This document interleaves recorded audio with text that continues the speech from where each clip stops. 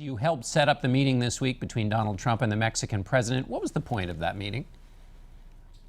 Well, listen, I think that what Donald Trump wants to show everyone is that he will be a leader for all Americans, and he'll be someone who's going to reach out, even when he has some disagreements with a foreign leader, to reach out and open a dialogue. And I think the words he used at the end of that meeting were very important, that he enjoyed the meeting, that he likes President Peña Nieto, and that he thinks they can work together to help improve the economies of Mexico and the United States. All those things are very important, and I think those are things that they also stand for, which are that they're going to fight for the people of their country.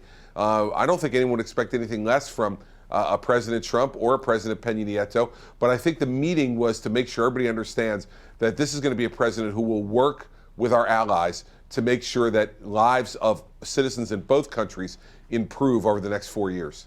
So after the meeting, Donald Trump then gave a speech in Arizona in which he said they don't know it, but they're going to pay for the wall. He was talking about Mexico. After setting up a meeting to show this part of his character and building a relationship with Mexico, why say something like that to show that he's dominating the Mexicans, or would, as president? How does that work? Isn't that a mixed message? No, John, I think he was just being candid. I mean, that's one of the areas that obviously they disagree upon and are going to have to be the topic of further discussion going forward. But I think what Donald was doing was being very candid with the American people about this is one of the areas where they disagree. This is the kind of transparency you get from Donald Trump, as opposed to what you get from Hillary Clinton, who hasn't had, a press conference in nearly 10 months, hides, doesn't answer questions except for high-dollar donors. I mean, the fact is that Donald Trump's going to tell you exactly what he thinks. Sometimes you'll agree with it, sometimes you won't, but you'll never have to wonder. Hillary Clinton, she's the mystery woman of 2016. All we know is that she's told us she had one device, and that's why she used her private email server, John. And now we find out this week from the FBI, 13 different mobile devices and 5 different iPads, most of which are now gone. The wall that Donald Trump was talking about, do you think that's really going to happen, that Mexico is going to pay for it? Listen, I think that Donald Trump has negotiated some extraordinary deals over the course of time in his career, and this will be another challenging deal for him to negotiate, but I absolutely believe that's the way he sees it, and it'll be part of an overall negotiation with Mexico to improve the economies in both countries and to make sure that the lives of the people in both countries are protected from drug running and gun running and illegal immigration, which is hurting both countries, John. So listen, people have lost a lot of money so far in the last 16 months betting against Donald Trump. So, because the wall is such an important part of his candidacy, you said during the primaries, this makes no sense, referring to the wall. I've met President Peña Nieto a number of times. I don't think if we present him with a bill, he's going to pay for it. So were you wrong then? Yeah, I disagreed with Donald Trump at the time. Big shock. I was running against him, John. And so let's pull out all the quotes where people who are now supporting Hillary Clinton disagreed with her during the primary as well, so that we can be fair about this. Of course I disagreed with him because I was running against him. But the fact is, but do you think it's possible now? But John, a lot of people, myself included, have lost betting against Donald Trump. And I think he's going to be a very good negotiator for the American people, not only on this issue, but on trade deals that'll help improve our economy and to make the world safer and more secure. On the question of the 11 million undocumented, there's been some confusion.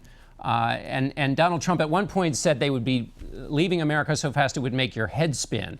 Now he's saying it's something that'll be worked out.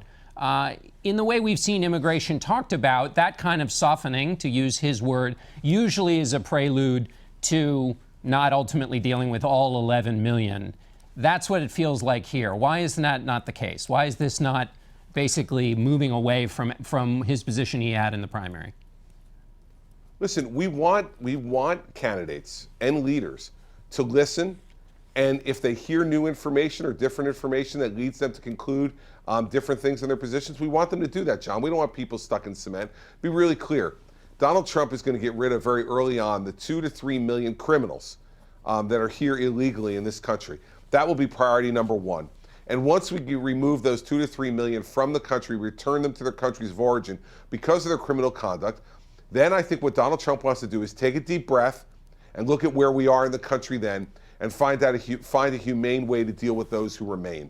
And so I think what he's talking about is a pause after the 2 to 3 million get put out of the country because they're committing crimes, hurting Americans, selling drugs, doing things that are illegal.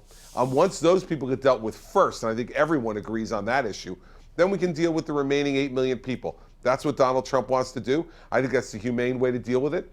And I'm proud of the fact that he's been willing to stand up and say what he really believes on this as he's learned more about the topic. So your point is that this is an evolution to a pause, which shows his ability to adapt to changing information. Absolutely, and that's something that Hillary Clinton will tell you Donald Trump can't do. But what I'll tell you about Hillary Clinton, John, is that she doesn't evolve. We don't even know if she evolves because she doesn't talk to anybody except for mega rich donors in the Hamptons and all over America. And Hollywood and the Hamptons are the two places where Hillary Clinton answers questions.